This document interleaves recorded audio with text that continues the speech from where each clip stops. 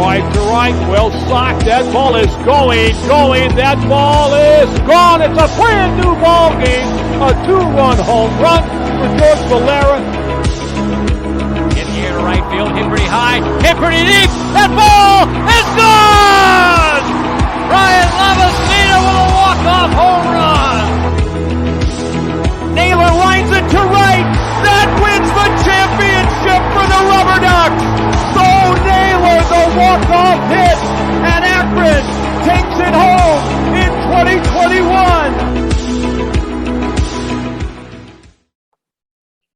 What's up, everybody? Welcome back to another Future Guardians of the Land podcast. I'm your host, Kevin Slez. With me this week, I have Cleveland Guardians 2021 12th round pick outfielder Connor Kokx. How you doing tonight, Connor?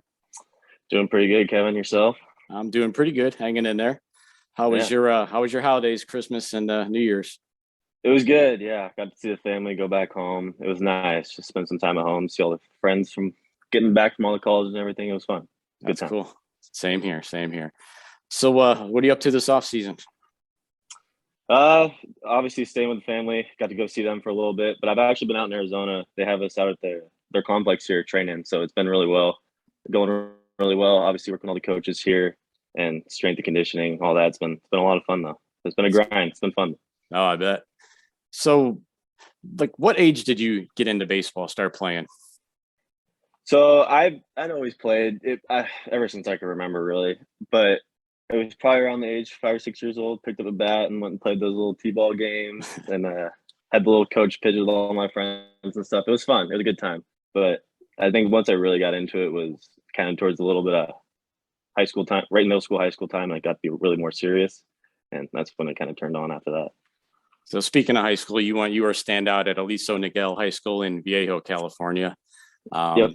Career 366 hitter, 3-time also South Coast League All-Star in 2018. One thing I want to touch on, you hold the school record for hit by pitches with 20.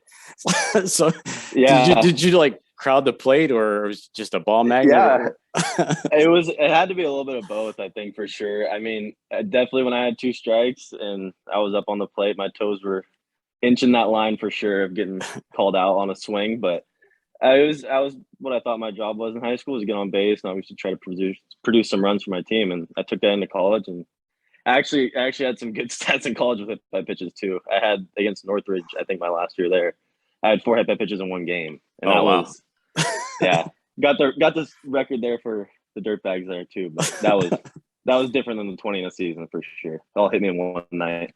Yeah, I saw that, and I definitely had to ask you about that. Yeah. So you ended up at Long Beach State University. How'd the recruiting process go? Were there quite a few schools coming after you, or with Long Beach the most aggressive? Yeah, so I actually played ice hockey up until my sophomore year, and It was kind of after that sophomore year where I really wanted to pursue baseball. I wanted to try to play in college, and obviously, hopefully after that. But college was obviously my first choice for all that, and it was more my end of my junior year and towards my senior year. I wasn't really even committed anywhere yet, and I went into that season kind of with a few offers, but I wanted to really prove myself and really just prove myself that I can get the offers that I wanted, and ended up being Long Beach, and the rest was history after that. It was a great time there. So you redshirted a couple of years. You were injured your first year. Yeah, so I came in freshman year that year of 2018 that fall, and there's a lot of guys. I mean, it's any college program nowadays. So you're gonna have a lot of guys come in. It's really good competition, and I got some opportunities as a freshman to play in some big games in Mississippi at Ole Miss and at home versus TCU, and it was great. And then I actually got injured that last series against TCU, and ended up having that redshirt that year. And we had a coaching change at Long Beach to where Valenzuela and his whole helm from St. Mary's came in. It was a big change for all of us. I knew that were there that came in as freshmen, the guys that stuck around, but it was for the best. We had a great time there. These next 2 years I was there. And then, of course, 2020, the pandemic hits and wipes the season out. So you get another red shirt. How tough was that, having to sit out? Yeah, it was sad. I mean, all the work that we put in the fall in a college season, to see it all go away after only 15 games was sad for sure. But I mean, it just made us so much more hungry to come back that next year and really prove some people wrong and prove that we can still play after that big break. So then your third year, you're technically still a freshman because of the red shirts. Yeah, crazy. Crazy how that worked out. I thought it was funny because 21-year-old freshman. Yeah, there you go. You actually hit 366, which is the same average you hit for your high school career. So Mr. Consistency there. Consistent, I guess, yeah. But you hit 356. I didn't know that. Yeah, I noticed that. That was pretty neat. 356 for your college career. You were All-American and all Big West first team. Another impressive stat, you had a 1,000 fielding percentage your last year. No errors. That's pretty impressive. I love playing. So it was a fun place to play defense at Blair. I tell you, it's a tougher place to hit. But I mean, at night those balls would die down. I had some good chances at some balls, and I tried to take the defense serious, and it worked out obviously. So, what made you decide to leave Long Beach? And it was.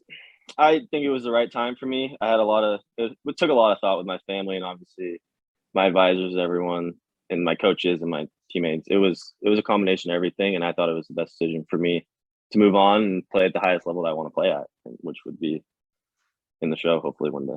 That makes sense. So I've seen you got a little experience in the Cape Cod League as well. How was that?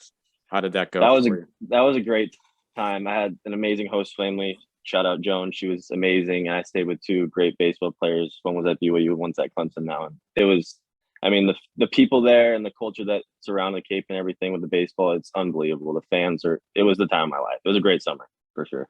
That's cool. So we got the family, got to come out there for a week too and enjoy it with me. And it was really, awesome. Truly remarkable.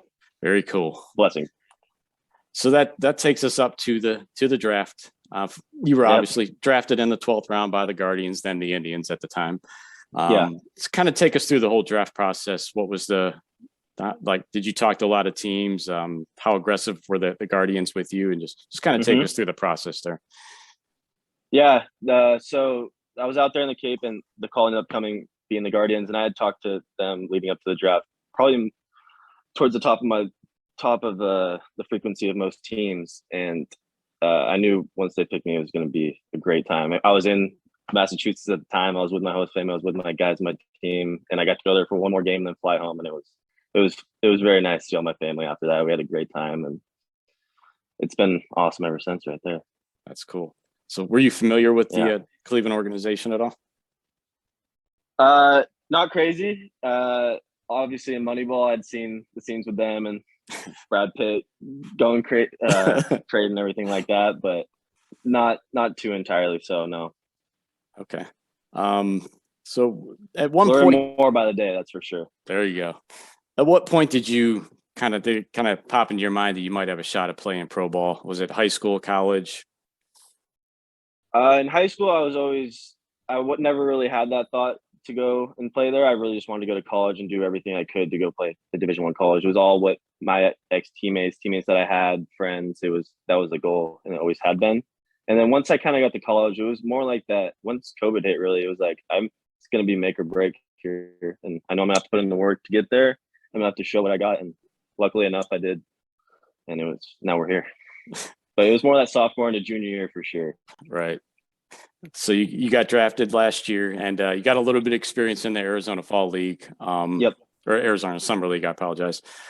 So how was that experience? And what was how big of a jump was that moving from college to the pro level at the Arizona League?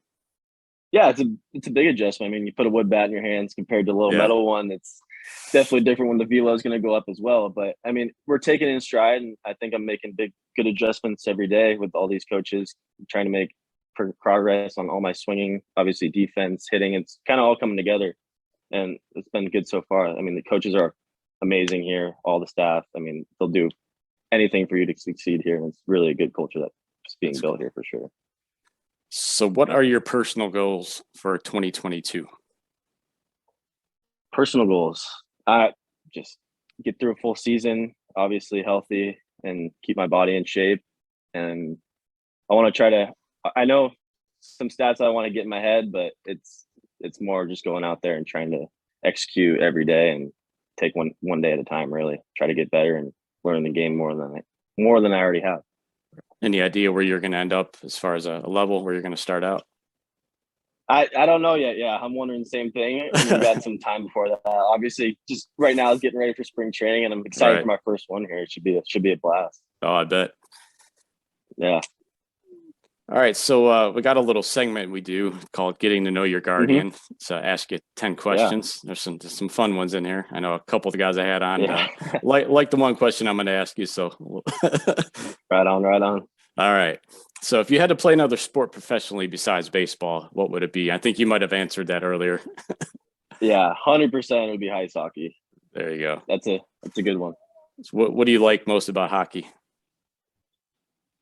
Well, in the complete opposite of the fast pace is baseball, and how just hard it is to be on a 1/2-inch blade out there. It takes time, and the people who do it at the professional level, I give full credit to. It's a tough job, and you're getting smashed around the boards all day. It's a tough in the playoff time. I mean, it's a very physical sport. I will say, demanding on the body. I bet. All right. So if you couldn't play professional sports, what occupation would you desire? I probably would go into the medical field. I've always liked firefighting and EMTing and stuff like that, and my dad had done that. But I'd probably say that or teaching. I'd probably end up going to teaching or something like that. We'll see. I mean, maybe entrepreneurship. You never know what happens. For now, it's baseball. Oh yeah, definitely. What is your favorite game day meal? Ooh, good game day meal. One I had a lot in college would be like chicken fried rice. Okay. With some teriyaki. Yeah, that would get me right before a game. Kind of get me the carbs I need. There you go. How about your favorite takeout? Probably Chinese. Yeah, or Italian. Chinese has been a popular one. A couple of the other guys said the same thing. Yeah, for sure. How about your favorite music genre and favorite group or solo artist? Favorite genre. I want to say I like a lot of things. I try not to limit my stuff and kind of listen to everything that's thrown at me. I like country. I like rock, pop, rap. So mostly those. I was a big Jimmy Buffett fan. Listen to a lot of Juice WRLD, Drake, everything now. It's kind of all over the place, honestly. I have no idea. There's rock bands thrown in there, Social Distortion from back home. It's, you name it. It's a wide variety. Yeah, exactly. How about your favorite movie of all time? Favorite movie of all time? I'd have to say either The Dark Knight, or I just watched this with Aaron Davenport the other day, but Point Break, the old Point Break with young Keanu Reeves, Patrick Swayze. It's a great movie. Yeah, it is a good movie. Yeah. Who was your favorite pro athlete growing up? It doesn't even have to be baseball, any sport. Tom Brady, actually. Tom Brady. Yeah, my uncle introduced me to him and the Patriots early, but I always been a Niners fan, and him obviously being from the Bay kind of added up. Yeah. But he just, the way he came up, his whole thing with college to where he got drafted, and I mean, from where he was then to now is remarkable. And then watching the documentary of his has been great too. The hard work and everything is unmatched. Yeah, he's amazing, especially what he's doing at his age. He's just not slowing down. It's amazing. To do it that long is, I mean, beyond anything we've seen. It's crazy. What is your biggest fear or phobia? Ooh, fear or phobia. That's a tough one. I'm not afraid to fly. I'm not really afraid of the ocean much, being from where I'm from. So I can't say. I know some people say sharks. Yeah. Yeah. I wouldn't say I'm not afraid. I don't know. Maybe some bad weather, like a hurricane or something like that. I'm not from the Midwest, I guess. Yeah, we've had spiders, I think sharks in the ocean. Some of the other answers. So yeah, I don't really mind spiders as much either. No. Had a snake for a few years when I was younger too. So there you go. Animals don't really get me, I guess. Gotcha. All right, I'm not saying if a lion's facing me, I might not be scared, but right. We'll see. Yeah. Here's the popular question. Who is your biggest celebrity crush? Oh, like current or all time? Either current or all time, doesn't matter. Oh, that's a tough one. I'd probably say like all time one, probably like Mila Kunis or Okay. Margot Robbie. I'd have to say, Yeah. one of there those. you go. That's 2 on my list for sure. Agree on something there. All right. So what do you want to tell fans about what to expect from Connor Kokx in 2022? Yeah, I mean, obviously it's going to be my first full season, obviously spring training stuff. Hopefully come on, watch, put on a show, and express how I think I've learned baseball over the years and how I can put it onto the baseball field as what I've learned as myself, whether that be defense, hitting, or my knowledge of the game. Somehow it will be on effect, and I can promise that. All right, cool. Well, we hope to see you up in Cleveland sooner rather than later. That'd be awesome. Absolutely. Definitely follow what you're doing this year and keep in touch. I appreciate you spending a few minutes and coming on with us. Of course. Thank you for having me. It's a great time as always. No problem. Wish you the best. Yeah, good luck this season, and yeah, thank you. We'll talk to you soon. And everybody, Absolutely. have a good night, and we will talk to you next Thursday.